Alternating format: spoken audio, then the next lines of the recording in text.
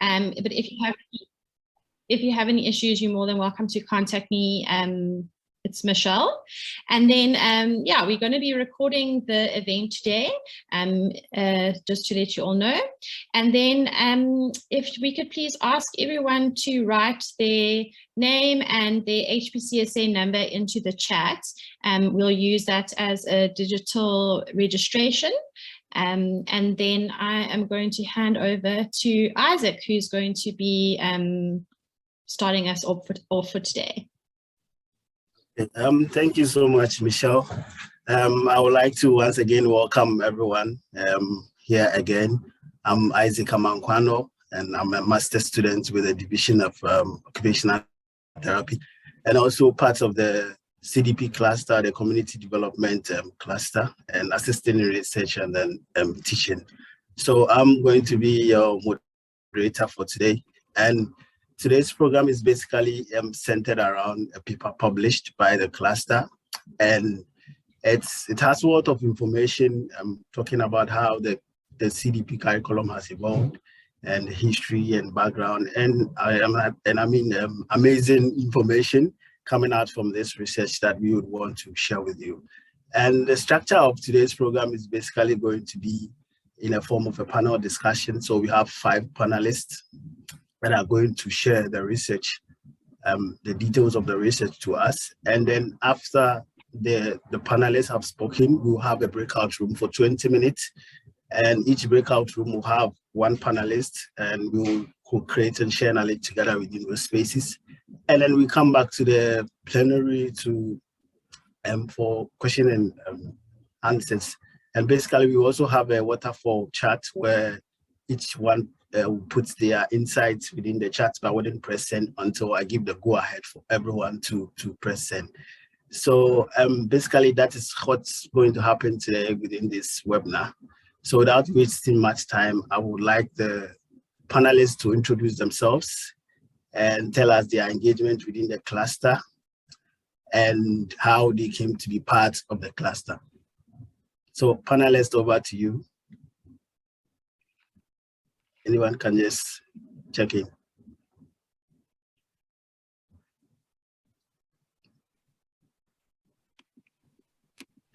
I don't mind going first. I see myself at the top of the screen, and then Roshan, Leanne, and Megan, and Mel. So hi, everybody. It's nice to be here this morning. My name is Liesl Peters, and I'm a senior lecturer in the Division of Occupational Therapy. I joined the cluster and this area of practice a very long time ago. I was actually very attracted to this way of working when Roshan was my lecturer, and she began considering and implementing a different way of doing occupational therapy. And so I was fortunate enough to join the division as a clinical educator in 2006 and to work with Roshan and now the other members of our cluster on this way of working with communities. So welcome everybody, and I look forward to engaging with you.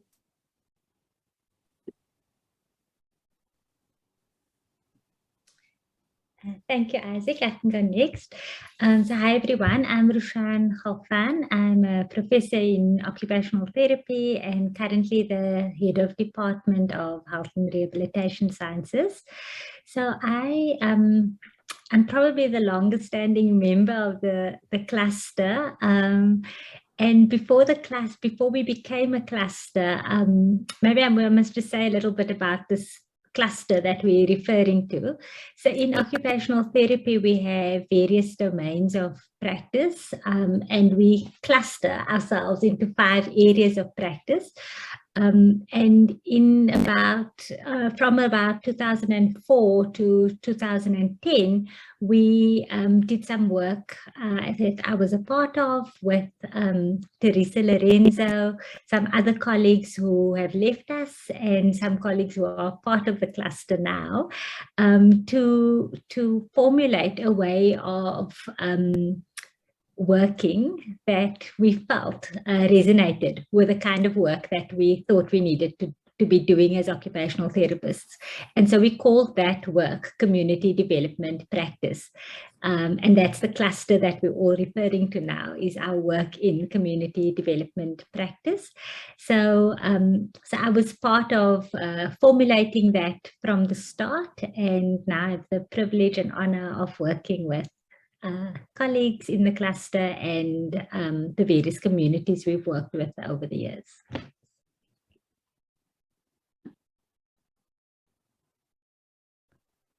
Okay, I'll go next because Liesl, you said I was after Roshan on your list.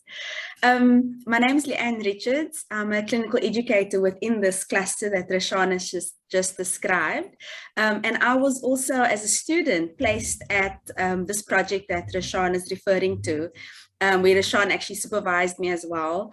And I was also, I think as a student, I immediately, something changed in me in terms of how I understood occupational therapy and health and community.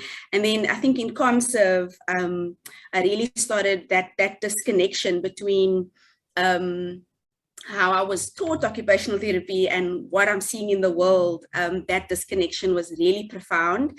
And so then I've worked at various other places and then eventually found my way back to the cluster. And I started at UCT in 2015. Yeah, really looking forward to engaging with everyone this morning. Thank you, Isaac. I think I'll go next. Good morning, everyone. So my story is a little bit, I think, different in that I had an introduction to the cluster when I was probably like 12 years old through a project that Liesl and Roshan was doing in the Lavendale community, and I was part of a school there. And so, yeah, at that young age, I was actually a participant. And then, yeah, life happened, and eventually I decided to actually study occupational therapy. In my naivety, not knowing, really what occupational therapy was about, but I suppose in essence just had the thought that, at the back of my mind, it was what I was doing with Liesl and Roshan. And so, yeah, I think fast forward, going through the OT program, now also then becoming a clinician in the field, I did, do a little bit of clinical practice in more of the generic side of occupational therapy, so a little bit of everything. But I think, like Leanne was saying, found my way back to the cluster in the way that community development is understood at UCT. And so just largely resonating again with the way in which we think about the world and the social conditions that we work with, and then also linking my personal experiences over the many years of having direct contact with the cluster in that way. So I joined UCT in 2019, and I'm also currently a clinical educator working very closely with final year students on the practice learning blocks in 4th year. All right, so I'll go. Thanks, Mel. So my first experience with CDP was also in my undergrad with Liesl and Roshan, and really feeling like the community development block that I was placed in, it was a different way of thinking, and there was a lot of freedom to consider what the need is.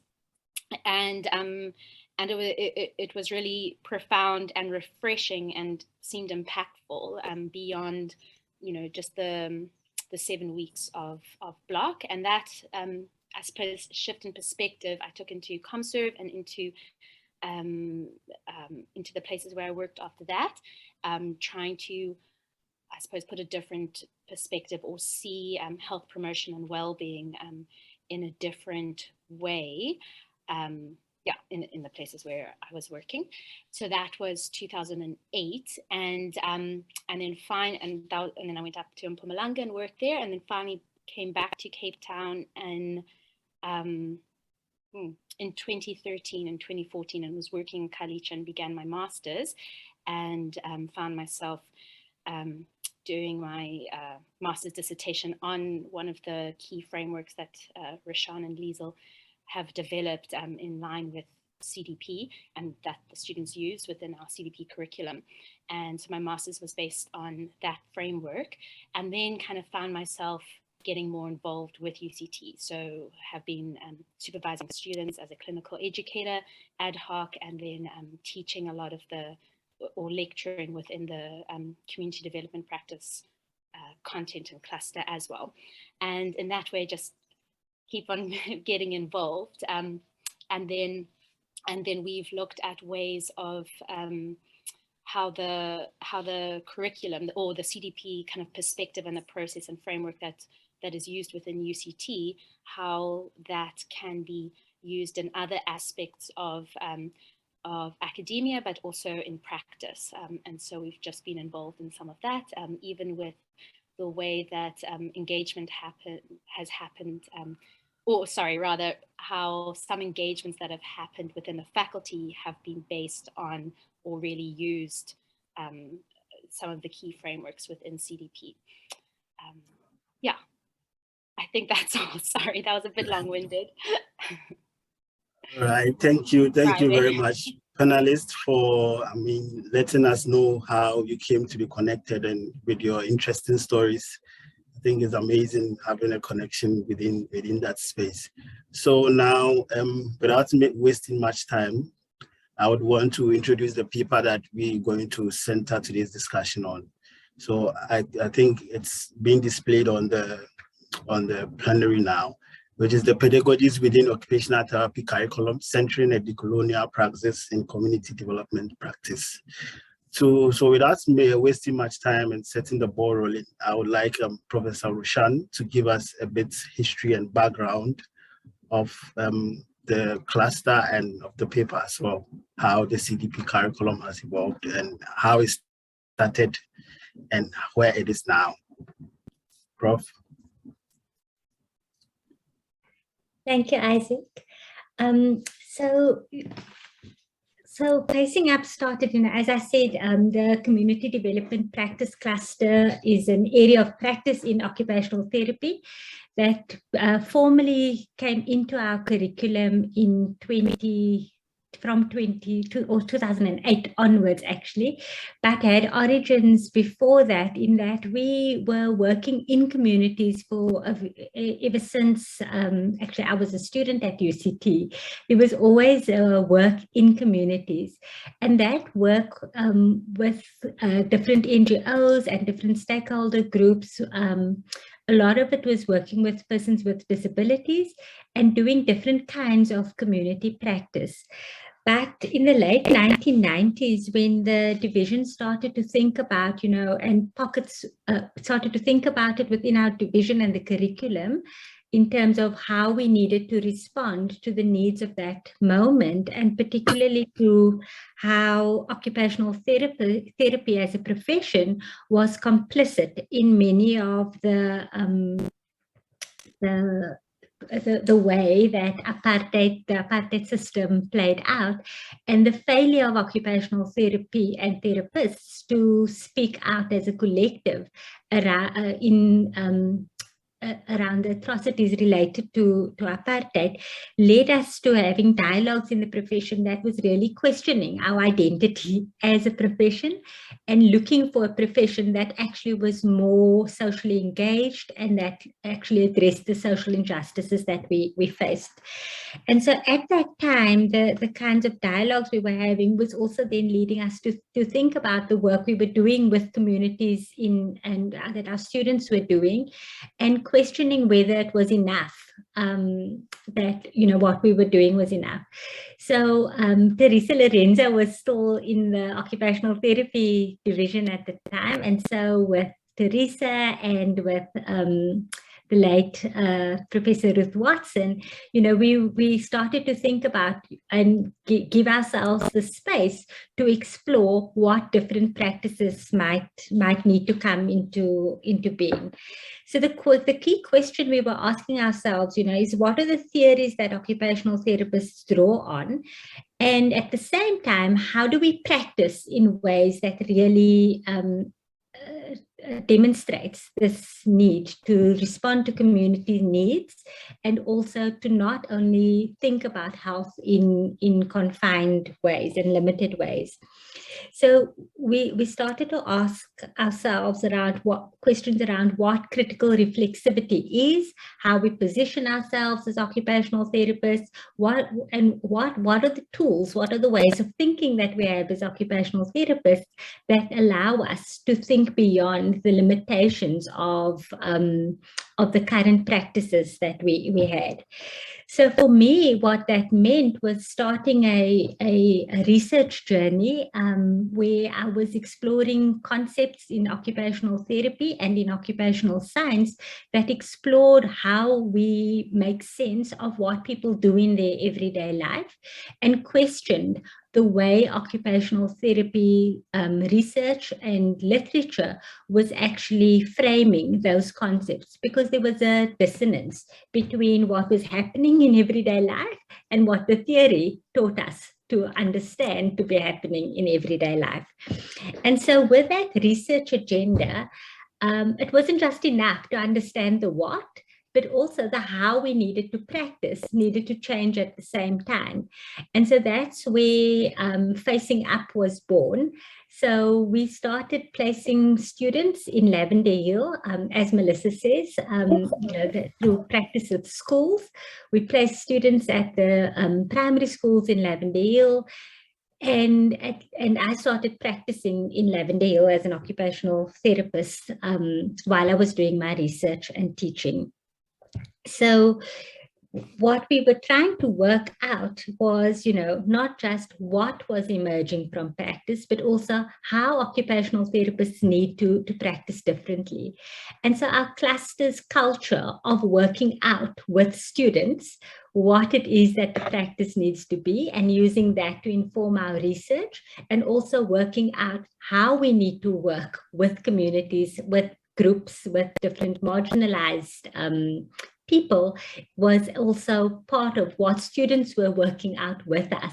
And so the curriculum came to be through that situation of working out. So we started with placing students at primary schools in Lavender Hill and started from one primary school, eventually spreading to many of the primary schools and some NGOs in Lavender Hill over the years. And really just working alongside the schools to look at how we could support improvement in education, and how we could think about the kind of work that occupational therapists needed to do in a community where there was many strengths, but where the strengths were not always recognized by the formal systems that were in Lavender Hill. So children were often excluded from schools, but they had strengths that could have been brought into the education system if there were ways for that to be recognized.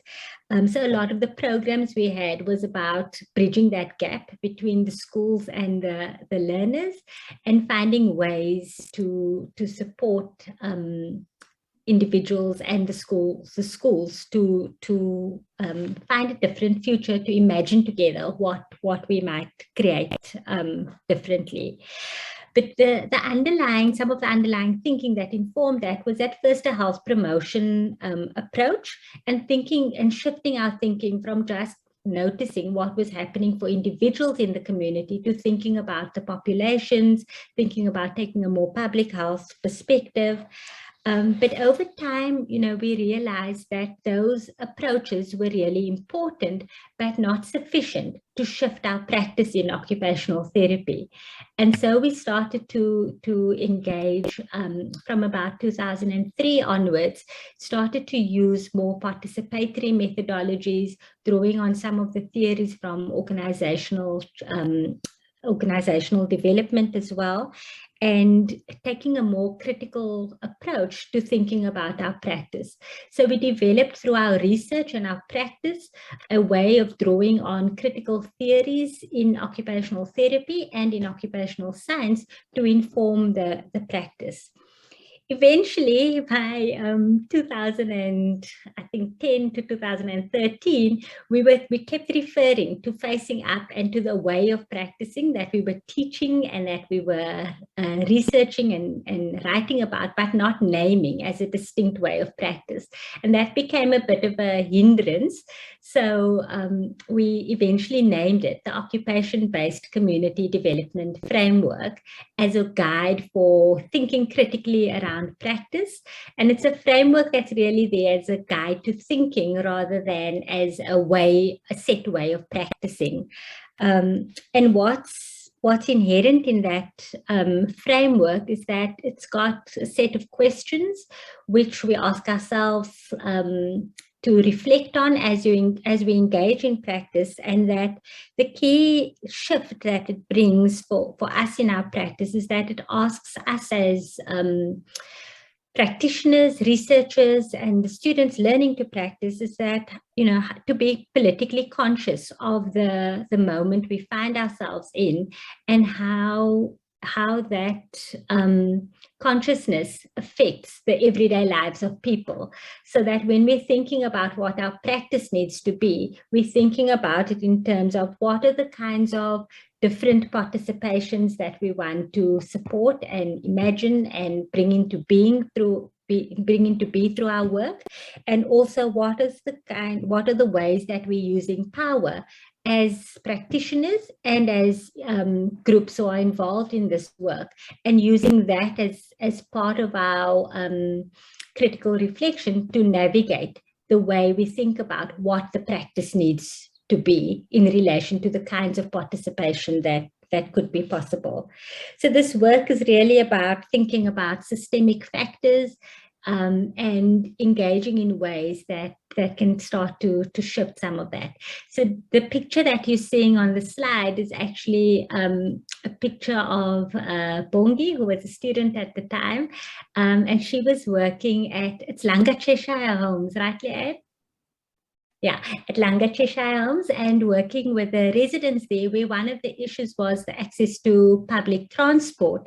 And so the students, together with the residents, facilitated a interaction, maybe we call it a workshop, with the taxi drivers and taxi owners to try and negotiate with them that they would accommodate them on the taxis, because this was something that wasn't easily accessible to them. So that gives you a little bit of a background to our work. And so the presentation, as Isaac said, is based on a paper that's actually just been published and went online yesterday. So it was good timing for us, in which we explored our research within the curriculum further. And Leanne will tell us a little bit more about that. All right, thank you, Prof, for giving us this interesting journey, and I think looking at how critical reflexivity actually led to research, and then now becoming something amazing that is actually impacting life in the community in South Africa. So now I would allow Leanne to actually give us an overview of the research proceedings. Leanne. Thanks, Isaac. Thanks. So like Roshan mentioned, the curriculum inception, I would say, is 2012, 2013, somewhere around there. And we decided in 2018 to start a research project that was centered around us critically evaluating or looking at what this curriculum was all about. And I think we were really curious to understand how the curriculum is actually contributing towards social transformation, or is it something that we're just imagining? So we decided to do the research. We got ethics in 2018, and then quite a few delays, and then pandemic happened and life happened. But all the while we've been very busy trying to answer this question, which is how does the pedagogical approach adopted in this curriculum within this domain of OT undergraduate influence occupational therapy for social transformation? So our study objectives, Liz, if you just go to the next slide. Thanks. Our study objectives were threefold. Number one was to describe the teaching and learning practices and pedagogy informing the UCT-OT CDP curriculum. Number two was to describe educators' views on how this teaching in community development practice generates critical and socially transformative practice within students. And then lastly, to describe graduates' experiences of how this curriculum generates critical and socially transformative practice. Our research design, Liz, you can go to the next slide, was a qualitative single instrumental case study. Participants were largely UCT academic staff, so it was lecturers and clinical educators, and of course graduates.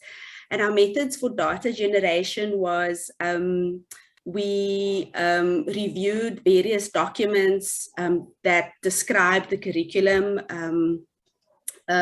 So for example, course outlines, student feedback, we've got the website and educator posts about the curriculum on private platforms. We also generated reflective journals amongst us and other educators that have been part of the curriculum. And then we have facilitated 2 focus groups with graduates. You can go to the next slide, Liz. Yeah, so the findings that were generated were, we've split them into 2 parts. So part 1, the findings was mainly centered around just describing what this curriculum is. This is just a screenshot of it, but you'll find it in the article that was, like Isaac said, just recently published. It's just a layout of what this curriculum looks like and how it's scaffolded from 1st year to 4th year. But for today, we're not going to concentrate on that. We really want to share what part 2 findings was about. So Liesl, you can just go to the next slide. So the findings for part 2 was mainly, sorry, the next one as well, thanks, was mainly centered around 2 things. And the one was the pedagogical approaches and then the pedagogical actions. And my colleagues on the panel are going to explore these categories and theme further. Thank you very much, Leanne. So I think Melissa would take it from there. Thank you, and then Isaac. Lee, you can go on to the next slide, category 1. So I've gone on, Mel. It's the one with the quote. Yeah, thank you. So, so yes, just to focus in on the first category, and it says, you know, the first category was partnering to bring our critically reflexive and authentic selves.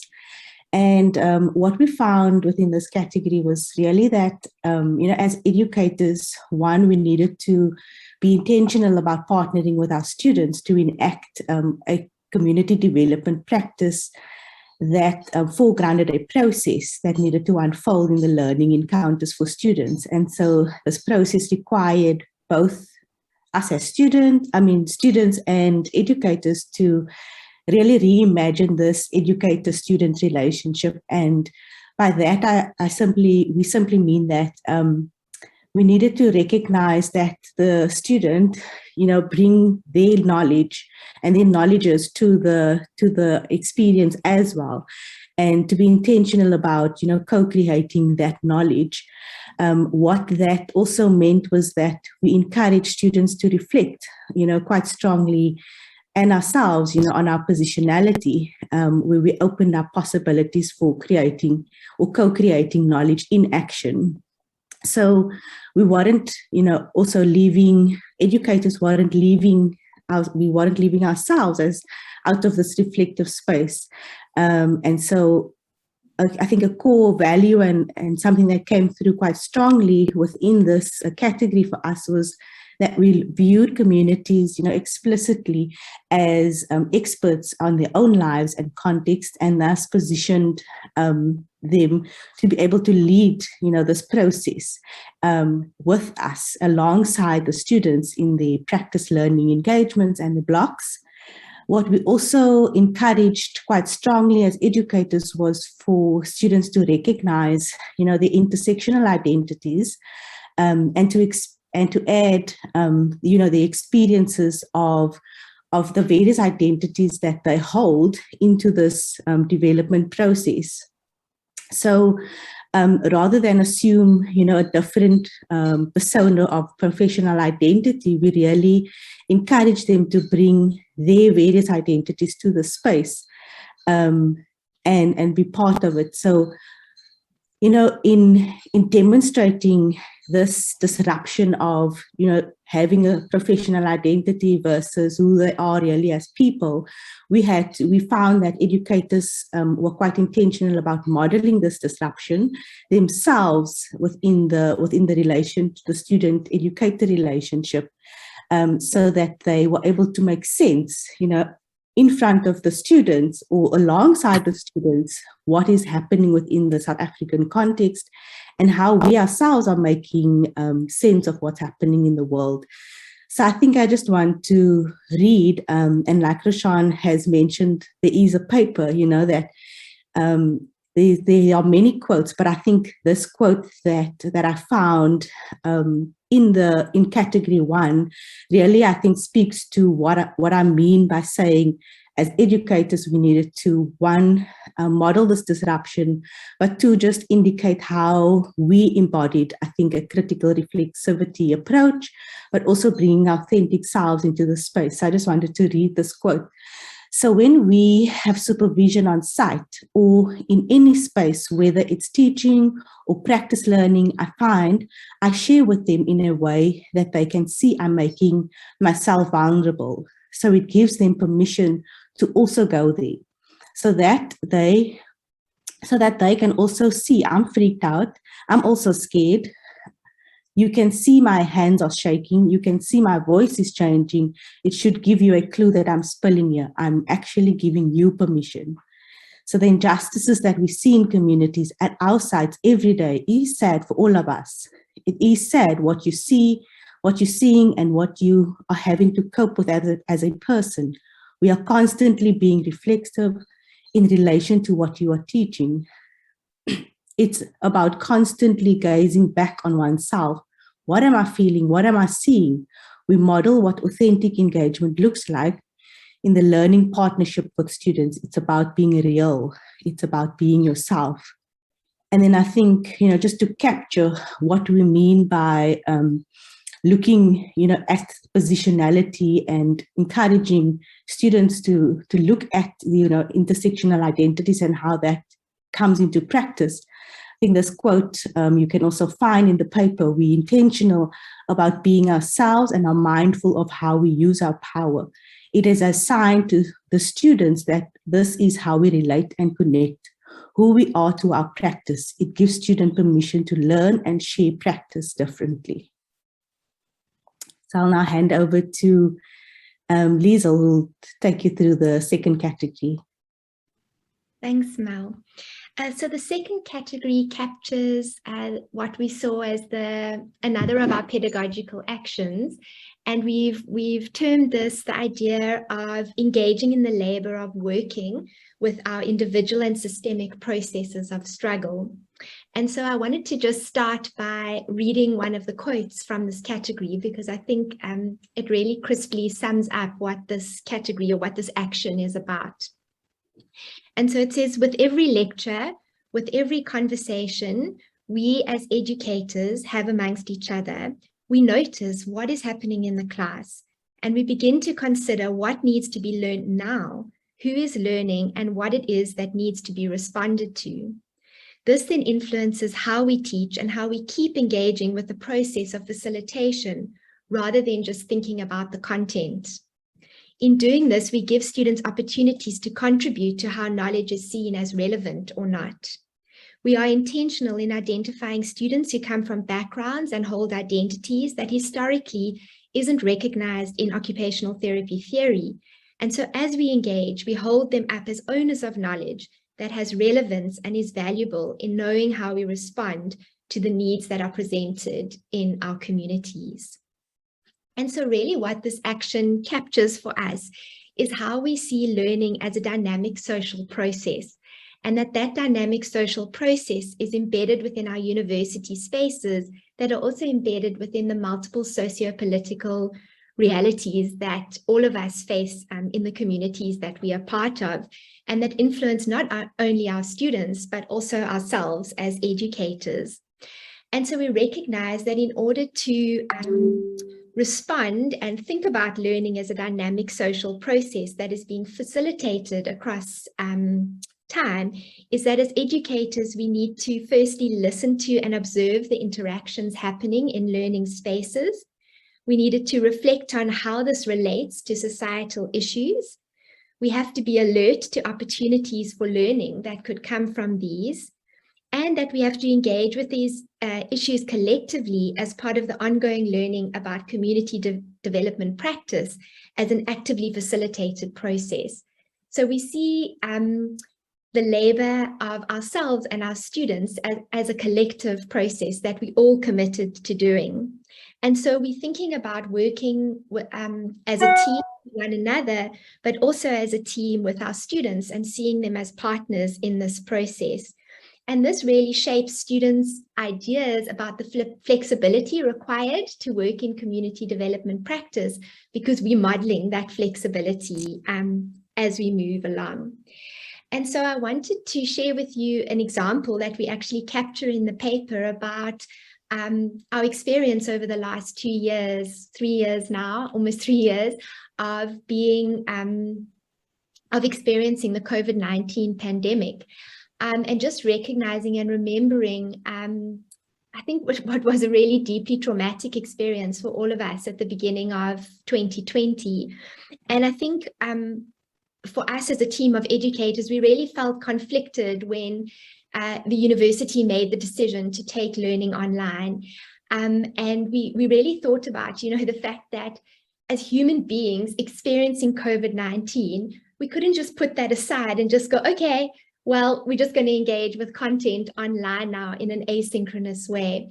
So as a group of educators, we thought about how do we bring ourselves into this process? How do we engage with the moment and think about the content in relation to this historical moment that we find ourselves in?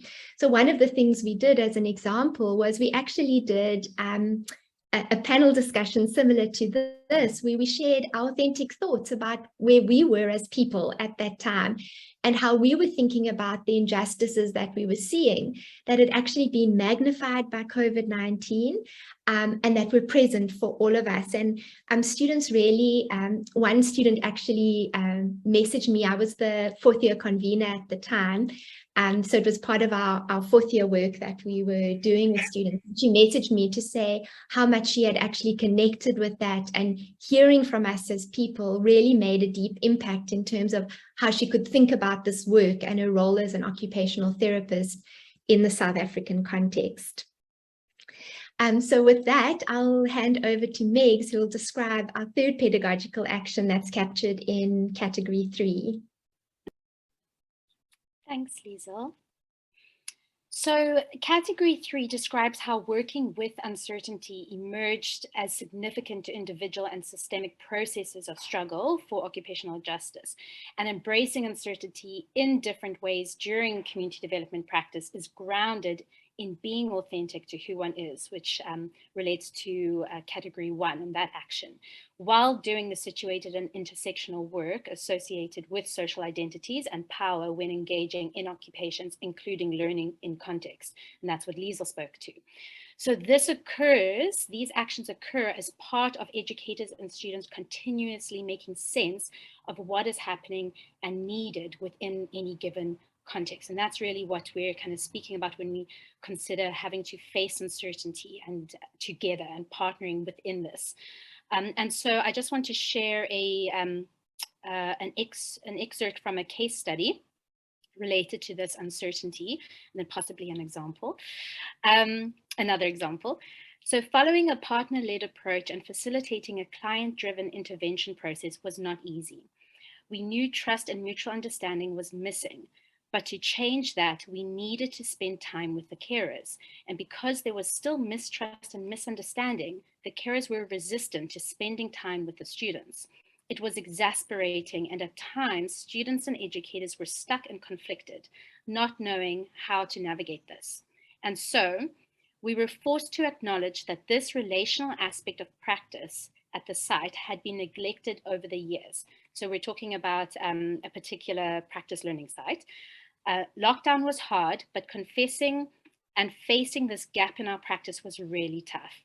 Power dynamics were quite apparent, as some of the carers had even said that they, UCT/OT students, feel they know everything and are better than them.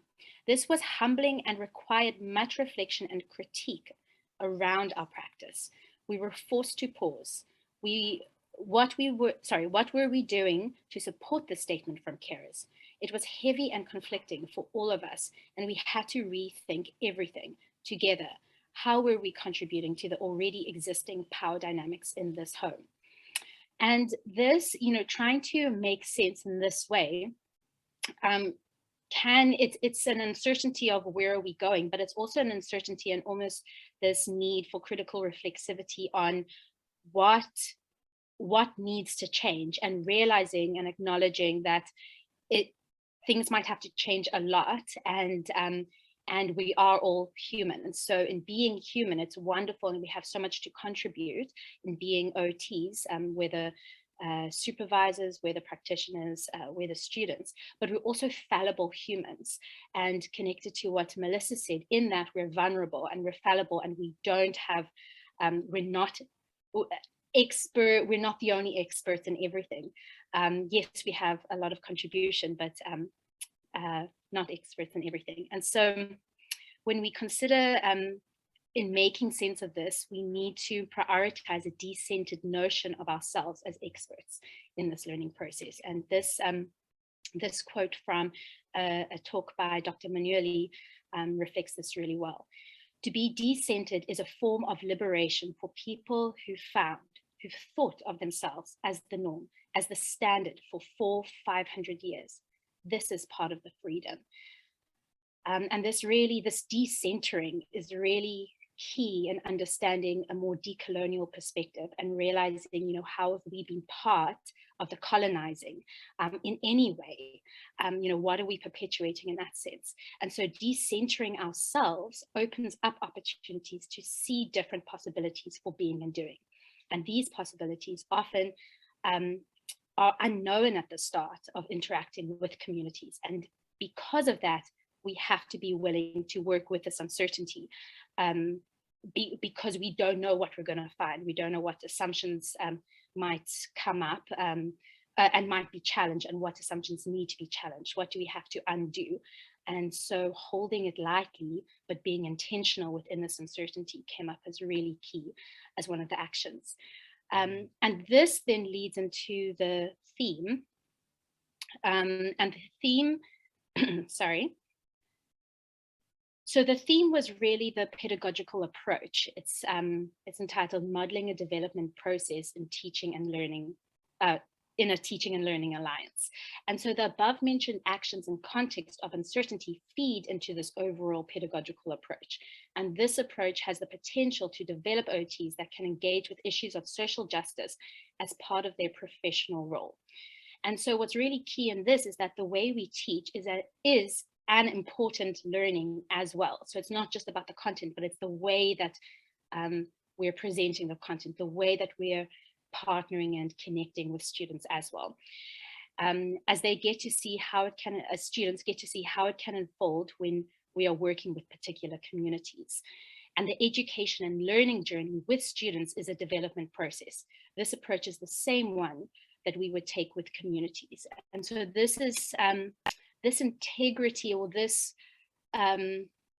modeling the way we discuss things with students, the way we connect with students, whether it's in practice learning, supervision, or within lecturing, and engaging in various assignments, is the same principles that we would with how we would partner with communities, is how we're partnering with students in this way.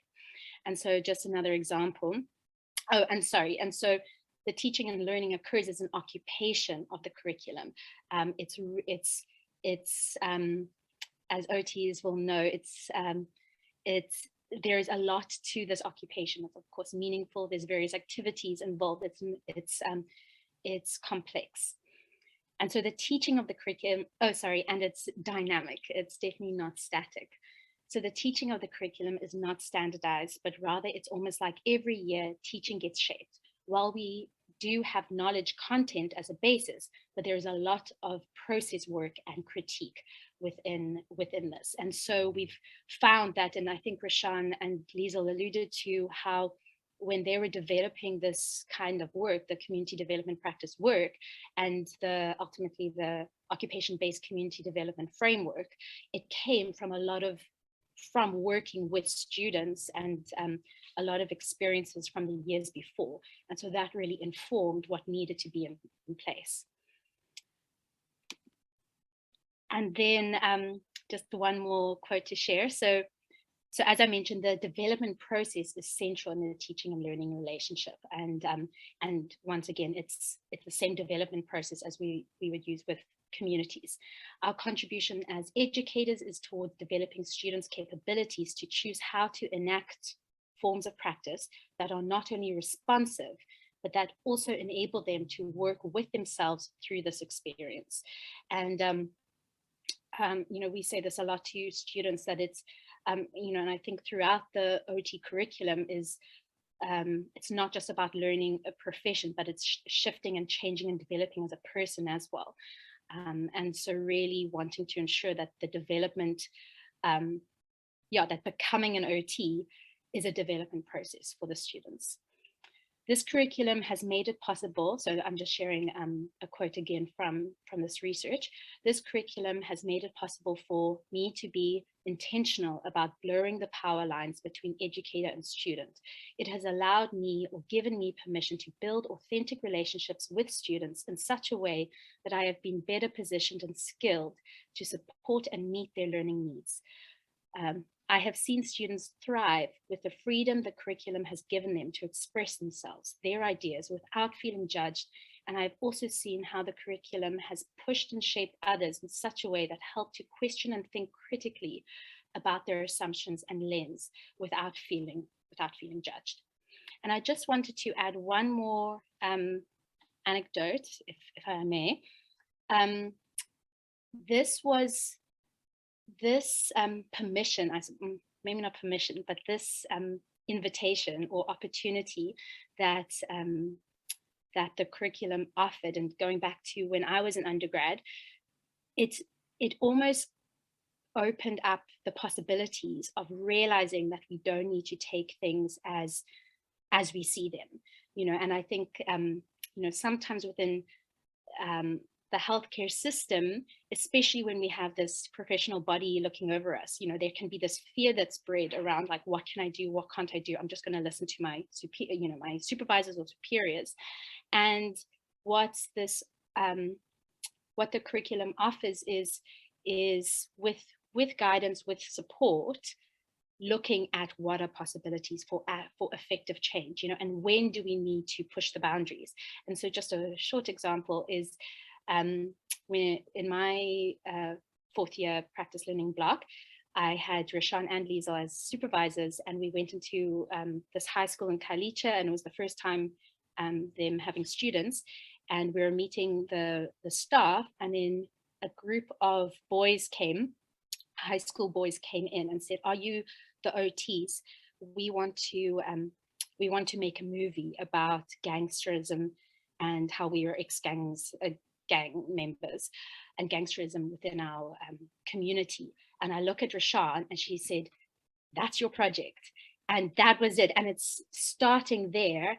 And just that engagement and partnering with this uncertainty, trying to figure out what on earth are we going to do,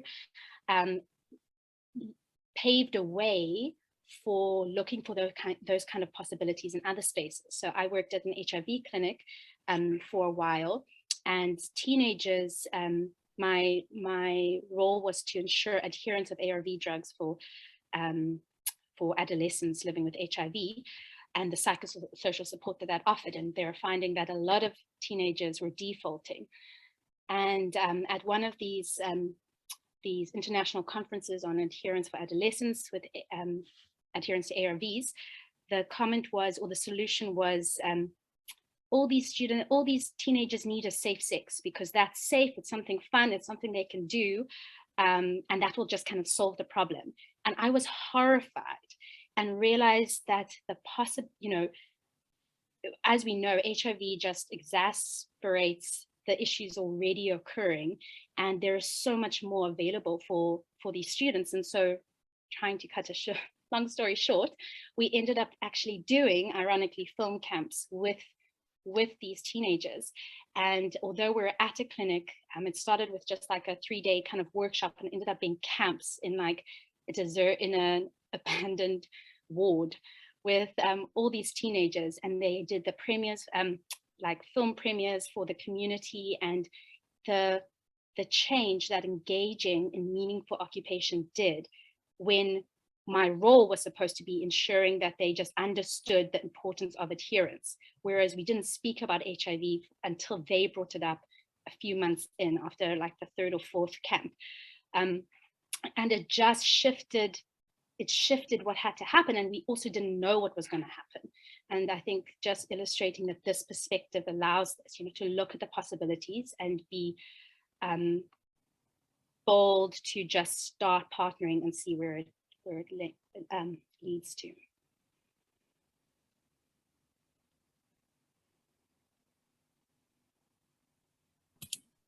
All right. Thank you, panelists, for your amazing presentation. And I think there are quite some phrases and concepts that came clear to me, like critical reflexivity being very important, and then authentic self, vulnerability, and then committed to facing uncertainty. I think these are very powerful themes that came out from the research, and I think doing this kind of work, these are very important to actually uphold. So now we will allow Liesl to actually give us a bit of a brief talk around why this praxis is a decolonial praxis. Thanks, Isaac. And for the cue to be brief, I do see that we're nearly at 11 o'clock. So I think the key thing that I just want to emphasize is, just as we don't see development as an end point, we also don't see decolonization of our curricula as an end point. I think if we're thinking about decolonization as a tick box, we're going to be way off the mark. And so in our cluster, we think about decolonizing the curriculum. And this is because of the way we think about how coloniality exists in our context, and how resisting coloniality is an ongoing process that we have to engage with as educators with our students.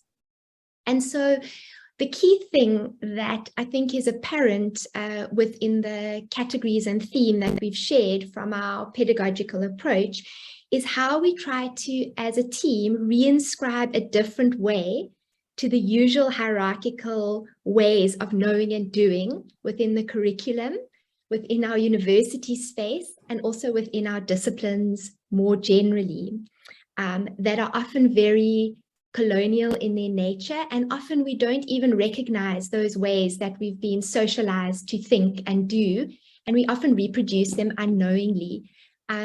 So we really have to think about this critical consciousness that Melissa referred to. We try to bring that actively into the curriculum. And so I think that there's 3 key principles that we uphold within the way we embody and enact our curriculum in CDP that makes what we're doing work towards decoloniality. And the first of those is that we always display a commitment to resisting the emphasis on our position as educators and our power in the learning relationship. And instead, we try to embrace students as partners in that process. And that's not necessarily easy to do. It doesn't just happen by saying it. It's something that we have to engage with and work with ourselves continuously, which Mel referred to in her description of the first approach in category 1, or the first action in category 1. And by doing that, we then open pathways to resist expert knowledge as being the only authority. And we allow students to bring themselves and their contextual knowledge into the process. And so by doing that, we resist this usual pattern of assuming whose thinking and whose knowledge matters more than others. So we really try to bring this partnership process in where everybody's knowledge can have relevance and can make a difference in the situation. And the third principle, I think, is that we resist, we recognize pluriversal knowledge as being essential. So there's not only one knowledge and only one way of thinking and doing. There's multiple ways, and we have at our disposal the option to think about which of those knowledges makes most sense in the context that we're working with and at the time that we're working with. And by doing that, we think about dialogical pathways to learning. So being able to dialogue with our students about the kinds of knowledge that make sense in a particular context. And so we think about knowledges and not just knowledge in the way we engage in our curriculum. So we've had, and there's an example that's shared in the article, and I think it's from one of Leanne's previous engagements as a supervisor, where what students had learned in class was not working in the context. And I just remember clearly, you know, Leanne, you were saying, well, just like put that aside then, because what will work here? And the student had really expert knowledge to know how to engage in that space. So Leanne's capacity to just not have to be the expert, to put herself and her own ego aside and say, what does the student know at this point, was really powerful. And so really, I think what we're doing is we're making space for what in decolonial thinking, and specifically a theorist, Dimitri Erasmus, refers to as the not yet. And so we have to make space. We in our curriculum, we make space continuously for the not yet. How can we be different?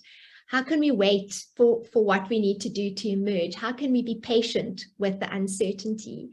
And in some work that Mel and I have been doing with other colleagues here, Kristen Abrams, Genevieve Gonzalez, and Letitia Raston, we've started to think about, could there be this idea around the praxis of uncertainty? Because working with uncertainty is really challenging. We're not geared to actually work with uncertainty. And so I just want to end with a short quote, and it's actually by a professor of neuroscience that speaks about how we are not geared to be able to work with uncertainty. And I think it really captures, you know, what we're trying to do in our curriculum in order to be more decolonial. And he's a professor called Bo Lotto, and he says, because nothing interesting begins with knowing, it begins with not knowing. Uncertainty is such a difficult, dangerous thing that evolution has created a brain that tries to avoid it altogether, to the extent that we have things like confirmational bias. Well, we'll start looking for evidence to confirm what we assume to be true already. We would rather hold on to assumptions that we know don't work, because that is safer, we think, than questioning them and stepping to a place that we don't actually know.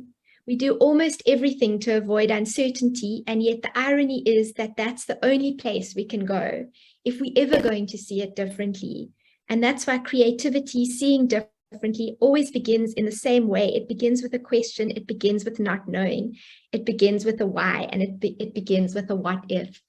And I think that takes us full circle back to the history that Roshan described in the beginning, you know, in terms of her saying, what if occupational therapy could be different? What if we could teach differently? What if we could learn differently? And I think that's what we've tried to embody. I don't think we're completely there, but I think it shows evidence of us trying to move towards a decolonizing approach in our curriculum. Thanks, Isaac. Thank you so much, Lizo, for your amazing talk. And the last two questions: what if we do things differently? What if we teach differently? What if we learn differently? Those are amazing questions to ponder about. So I would like to thank those who just joined in after the introductory bit of this seminar, and also want to acknowledge the presence of, though they've left, I think the Dean of the Health Sciences at UCT was here, but he has to leave, and also the Deputy Dean of Undergraduate Education. Karen was also here. I don't know whether I'm mentioning the name more. And also the Deputy Dean, also for the Health Sciences, Tracy Naledi, also is in the room. So we want to acknowledge their presence and thank them for being here with us. So now we move to the rest of the program, where we're going to move into the breakout rooms, and we have discussions and we share co-create knowledge together within those spaces. So I think we can now be assigned to the breakout rooms, and then Isaac, I think we had a question that we wanted people to reflect on in the breakout rooms. So I'll just post that question in the chat so that everyone can have it. Okay, that's great. Isaac, can I just check with you? There have been some questions in the chat. Is that going to be dealt with at the end? Yeah, that would be, yeah. Okay, perfect. Thank you. So the breakout rooms, I'm about to open them now. Oh, have we got the question in the chat? Sorry, Megs, sorry, Isaac, can I just check with you? I'm just wondering if we should engage with some of the questions in the chat before we go into the breakout room, because people might Okay, all right. want to ask them now. So I think there's one question from Ishak. When he said, when you speak about decentering ourselves, is it then about centering the other, which is in this case, is it potentially centering the community? So I think I don't know if the question is clear. Any of the panelists can take out this question. So can start for us and then maybe somebody will add. So I think for us, especially in thinking about, or in the context of this paper, when we're talking about decentering, we're talking about it in relation to the curriculum and within our practice, right, in community development practice. And I think that we're not wanting to say what needs to be centered. But we are starting from a point of saying that our commitment is to working with groups and with groups that find themselves in marginalizing contexts, and to work with those issues of how marginalization happens. So we don't want to other ourselves, we don't want to other anyone else. So it's not, when the decentering is recognizing that as professionals we hold power, and that our discipline leads us to think in a way that we're disciplined to center our discipline in our thinking, right? So we want to decenter that thinking, and in place of it, rather than naming what needs to be centered, we want to ask ourselves, what might need to be foregrounded, what might need to be placed at the center, that might be at the margins, and not to know that this is the answer to it, but to seek to understand what needs to be centered. And so there might be different issues within a community that needs to be centered. It might be, but also that we might be part of that community. So to just say, say that a community has to be centered is perhaps too definitive an answer for what needs to be decentered.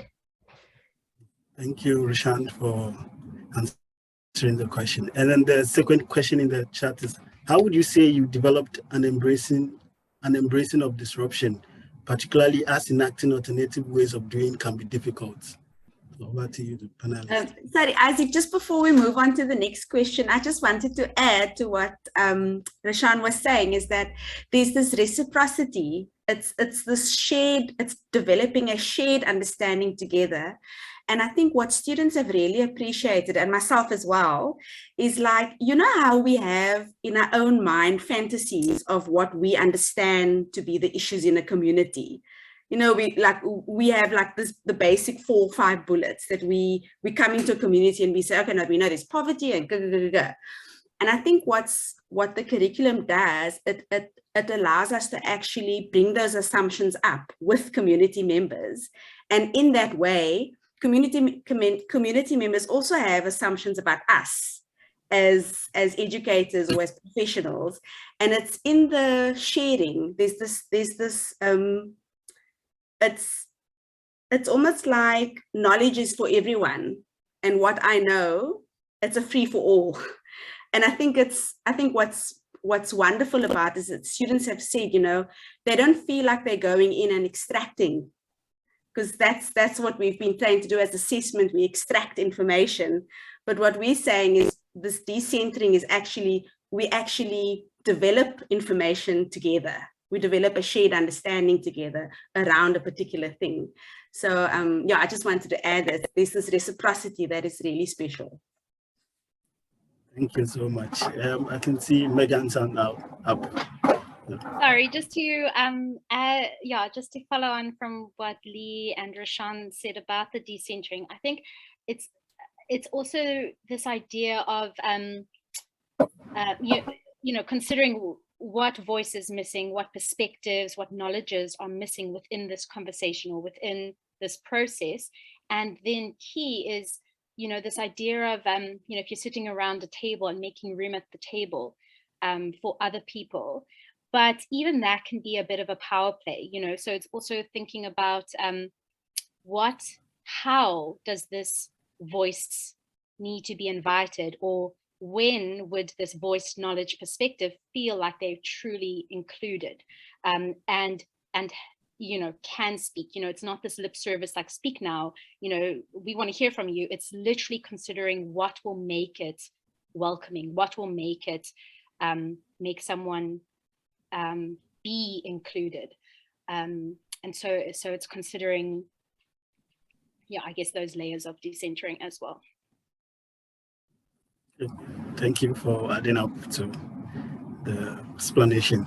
So now we move to the second question that I put in the chat. If any of the panelists want to take the question. So let me read it again. How would you say you develop an embracing of disruption, particularly as enacting alternative ways of doing can be difficult?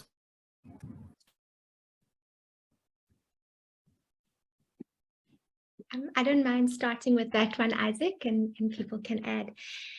I think very much central to our practice is being willing to start to do without being fully certain of what the end point is. So it's not always possible to know at the outset what the disruption should look like or how we should disrupt. But we very much have an approach where we think we'll start somewhere and move as we go.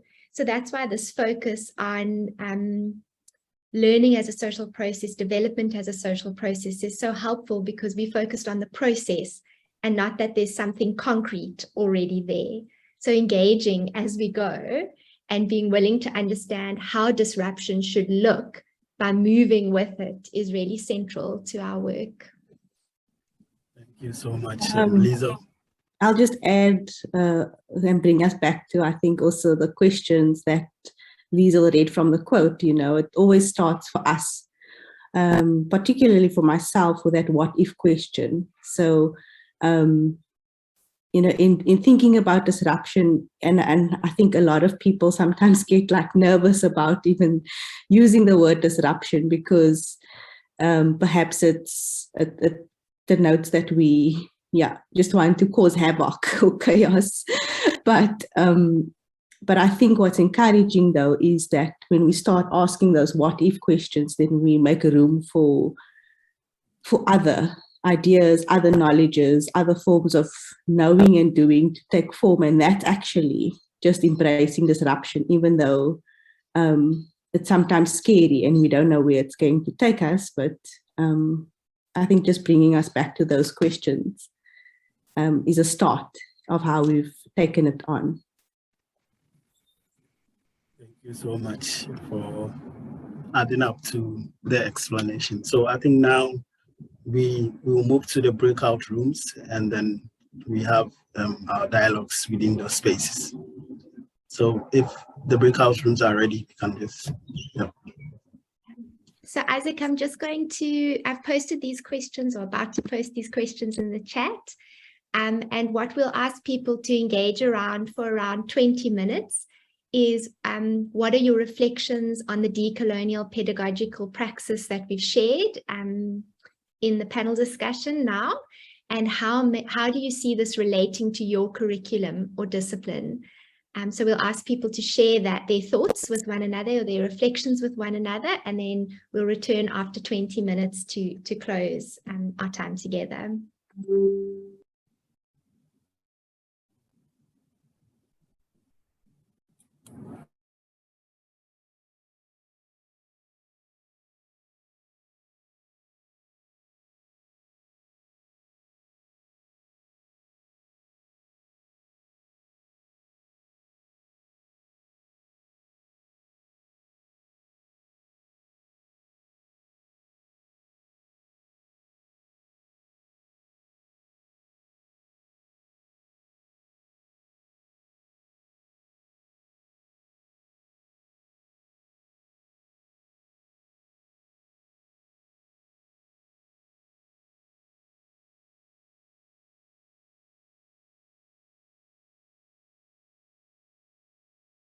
Lindelwe, I think you're in room 5, if you just join the breakout room.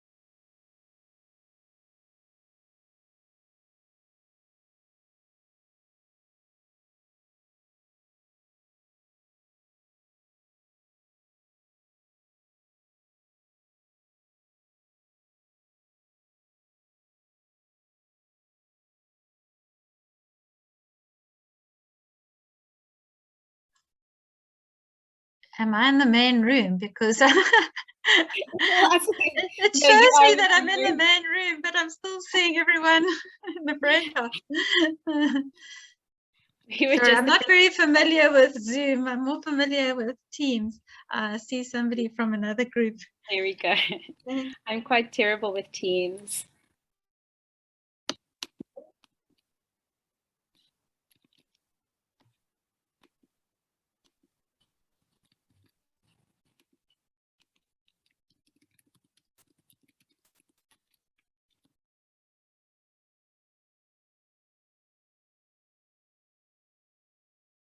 Okay, we'll just wait for everybody to come back.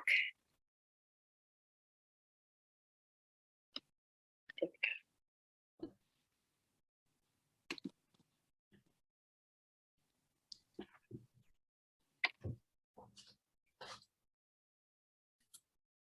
go. All right, welcome everyone back to the plenary. And I guess we all had amazing discussions and insights within our group spaces. So now I would like us to do the waterfall chats. Each person should, I think this should take us 5 minutes. This person should actually type what's the insights and the questions and whatever comments that they want to share with the plenary, but shouldn't press send unless I say press send. So we all send our thoughts and insight together into this space. So I think we can start now. You have like 5 minutes. Isaac, just to clarify, so we shouldn't post our comments until you say we should post, we just write them.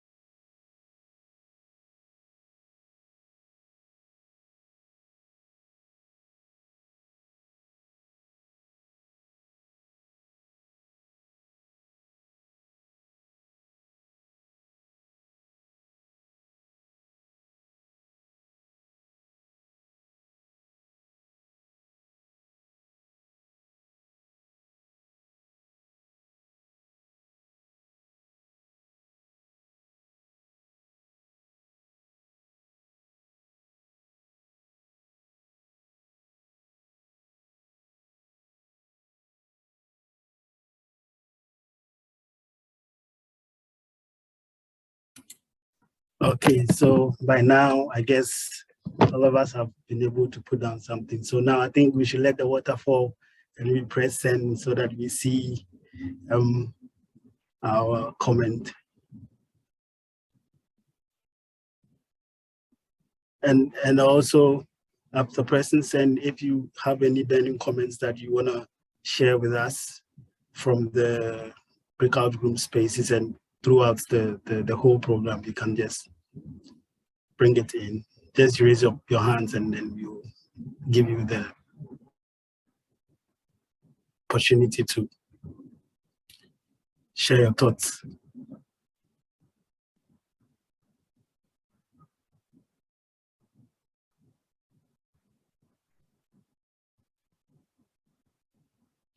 So you can be skimming through what people are sharing.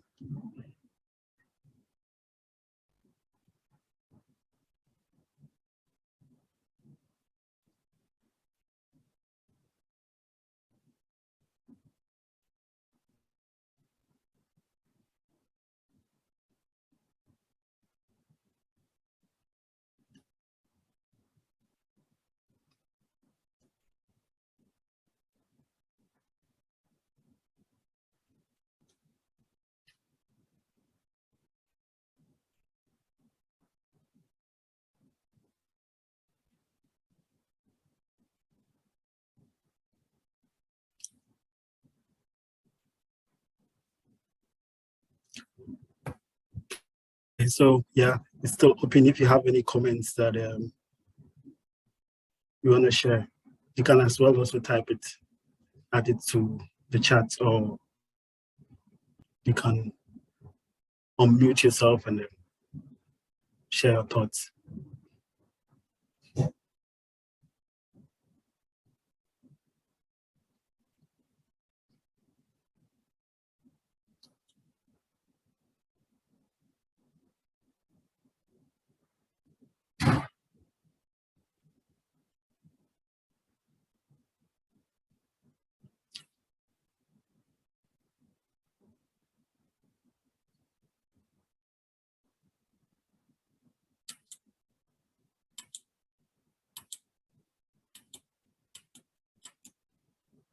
All right, so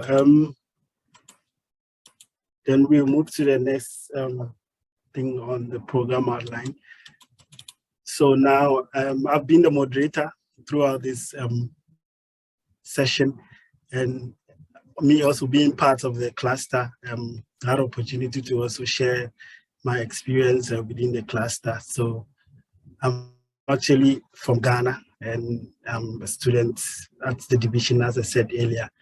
And Roshan has been my mentor back in Ghana and since I came here as well. So I had an opportunity to have an internship, and she introduced me to the cluster, and it has been amazing. And what I would say is being part of this group, it actually gives you a lot of consciousness that like where in every engagement that you have with people that you work with. Because back in Ghana, I had experience working in communities, but coming here and engaging with a cluster, going out with students, it gives me a different perspective of how we go into communities and we pose as being specialists, and we having a lot of knowledge to come remedy people from their problems. But here, like engaging with a cluster and content of the curriculum, you understand that actually puts you in a position of power in such a way that even in that spaces, the people, the stakeholders that you work with, especially the community members, might feel that you have all the solutions to their problem, especially like your positionality. That sometimes been happening unconsciously. So like you being able to, let's say, for lack of better word, dilute or work around that power imbalance, it actually brings a lot of people to share their knowledges concerning the situation that they're having. And I saw it clearly when I engaged with students in some of the placements that we have. And sometimes when I hear the word decolonial, and I ask myself, based on the consciousness I've garnered throughout my engagement with the cluster, why do we have to decolonize the curriculum?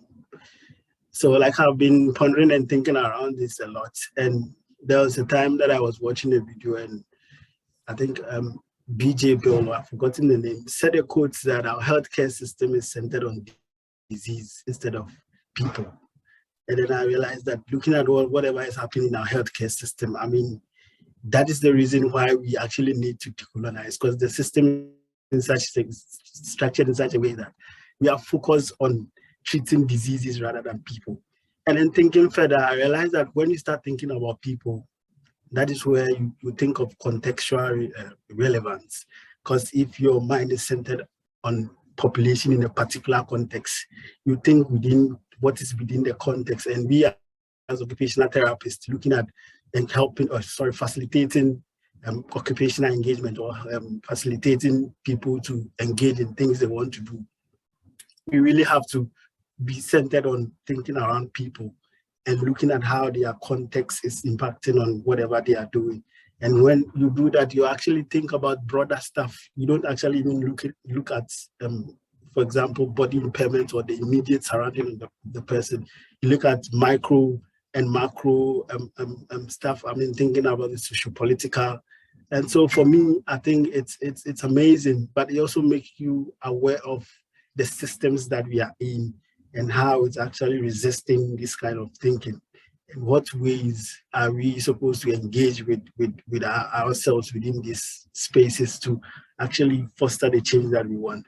So for me, like what I've learned is that we need to start treating or changing our curriculum, or educating students to be actually conscious or people-centered rather than disease-centered, so that when they are working with people, they have to understand all the context surrounding the individual or the population and how that impacts their life.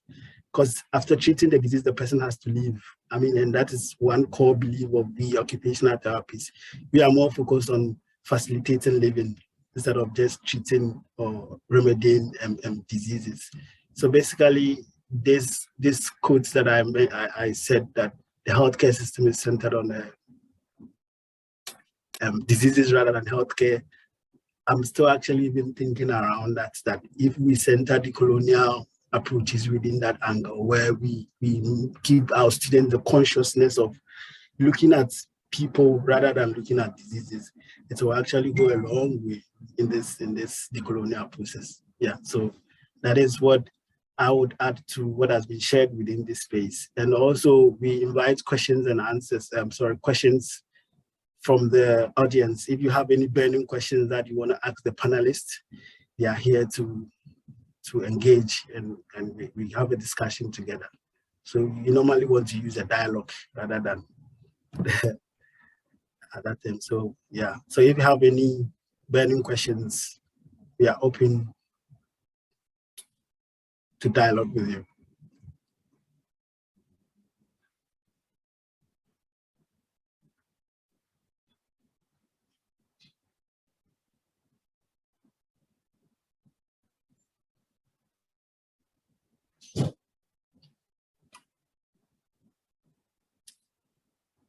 You can put your questions in the chat.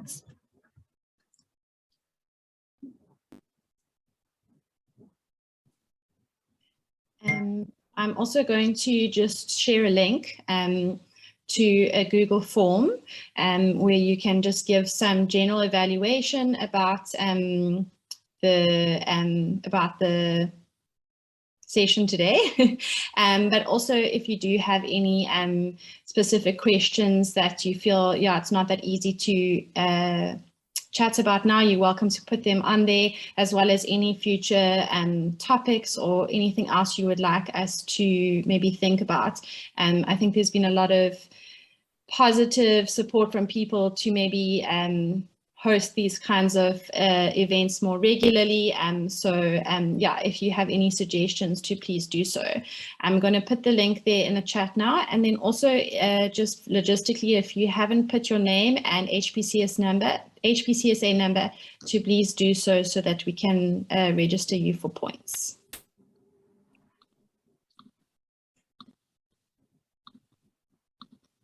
Right, thank you, Michelle. So if any of the panelists have any comments that they want to share before we close for today. Any comments, any burning question, even questions from the panelists that they want to give to the audience to ponder about? I think from me, Isaac, I just see people saying, you know, a lot of processing and thinking going on. And what we often say in our work is just because this conversational space has ended, is that the thinking and conversations will continue in different ways. And so, yeah, just supporting that this is just, you know, one contribution in many conversations that can still happen as the thinking continues.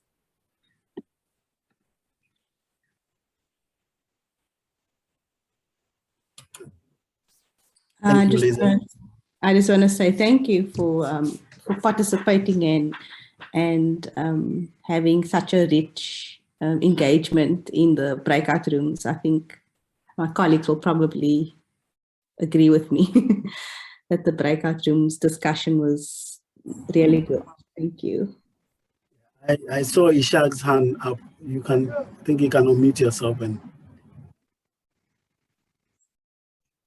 So thanks so much. I was also just mindful of the time, but yeah, I just a thought in terms of, you know, how do we move forward? And that's the thing that occupies my mind. When we are working in these communities, we are seeing the challenges, and sometimes one feels so powerless, kind of, you know, looking at everything, and then when I look at like things and works that's done in this space, and I say, wow, like, you know, there is kind of hope. But the question is kind of how can we support each other in terms of doing this kind of work, in terms of trying to decolonialize, trying to redress inequities and those kind of things. So it's just a question. It's an open question. You know, I don't know if there's an answer, but I just thought to voice it. So I'll maybe offer a start to an answer for us. Ishak, thank you for putting that challenge there. And I think perhaps if what we start with is what Edgar Peterson wrote about a long time ago. He spoke about, you know, having a mindset of possibilities. And so, you know, let's enter this space of thinking about what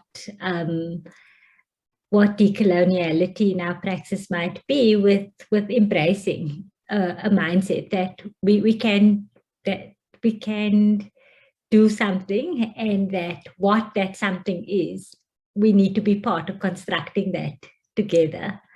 And so we're really grateful to everyone for participating today, for sharing your thoughts, and for what this might hold for what we might go out and create together through collaborations, but also what you might do in your own spaces to take the critical thinking further.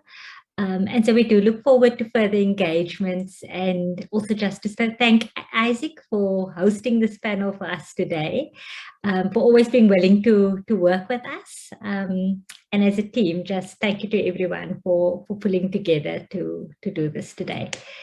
So thank you, and we look forward to engaging with you in other spaces as the conversation continues.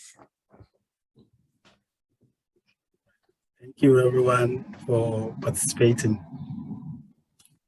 Thanks, everybody. Thank you.